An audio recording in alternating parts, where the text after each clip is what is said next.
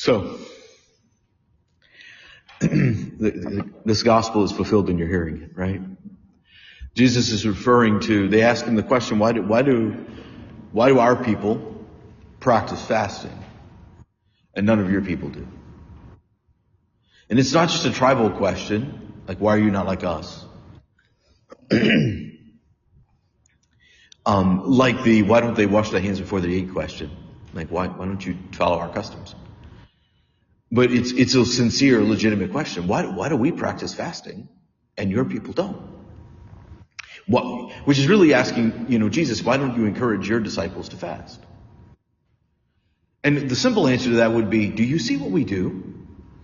We're not sitting comfortably in our homes, eating our little, fig cookies, or I don't know what the ancient food was, but and then we walk out and into the synagogue, and then we comfortably sit in our chair and we talk for 45 minutes, and then we go back into our comfortable little home. That's not what the apostles and what Jesus was doing.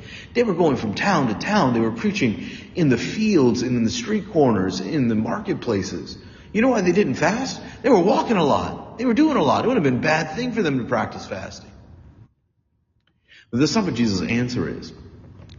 How can you mourn when the bridegroom is with you?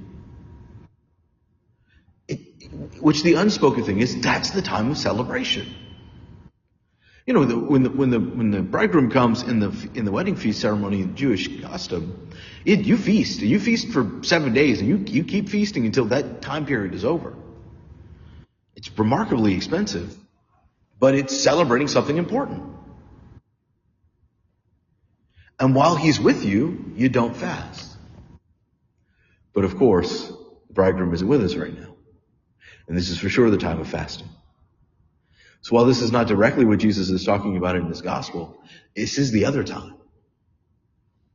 Now is our time. Prepare your hearts.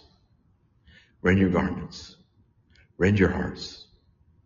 Place yourself in a posture of humility and prepare to learn from the Lord. Because right now we mourn because the bridegroom has been taken away from us. But one day, not long from now, he will return. And on that day we rejoice. And it's always, not to talk about a controversial subject lightly or comically at all. But that is the idiotic insanity of Good Friday crawfish boils, right? That is a day of fasting. Not figuratively, not metaphorically, by church law, it's a day of fasting. But you know what's a day of feasting?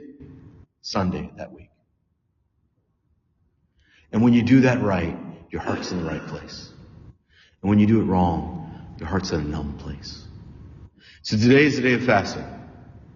Today is a somber day. Today is a quiet day. But take comfort. The day of feasting is coming.